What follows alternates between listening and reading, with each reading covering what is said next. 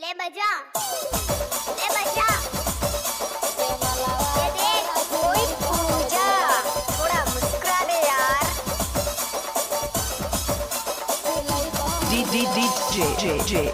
DJ mix बार क्या नाम है? सरिता बाबू। नाम क्या है? सरिता बाबू। सज के रेडी कह रही हो के मलाला। न्यू स्पेशल धमाका। सज के रेडी कह रही हो के मलाला।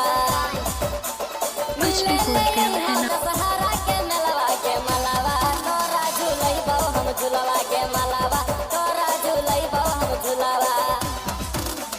वो है खिलई बहु जिलेबी यार के लावा, है के वो है खिलई बहु सिंगाड़ा यार छलावा। कहाँ हर बनवा? सहारा के मलवा के मलावा, तोरा झूलई बहु हम झूलवा के मलावा, तोरा झूलई बहु हम अरे जा जा। झूलई बहु हम झूलवा, झूलई बहु हम झूलवा के मलावा, तोरा झूलई बहु हम झूलवा, झूलई बहु हम झूलवा,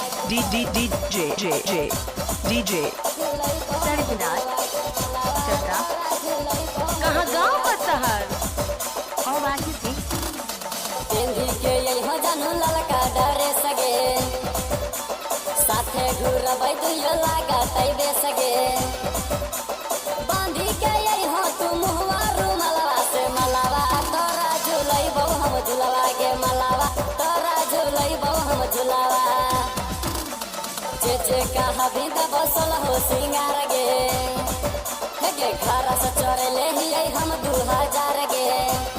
कहाँ से ढूंढकर लाते हो तुम ये सब? फोन साथे रखियो मोबाइलवा के मलावा, तोरा झूलई बहु हम झूलवा गे मलावा, तोरा झूलई बहु हम झूलवा, झूलई बहु हम झूलवा। हमारी मिक्सिंग तो सबसे अलग है। के मलावा, तोरा झूलई बहु हम झूलवा, झूलई बहु हम झूलवा,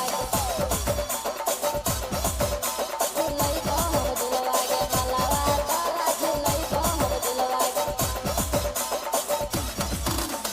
मेलवे में होतै जानू हमनी के भेट गे, हे गे टाइम से यही सोना करी हो नहीं लेट गे।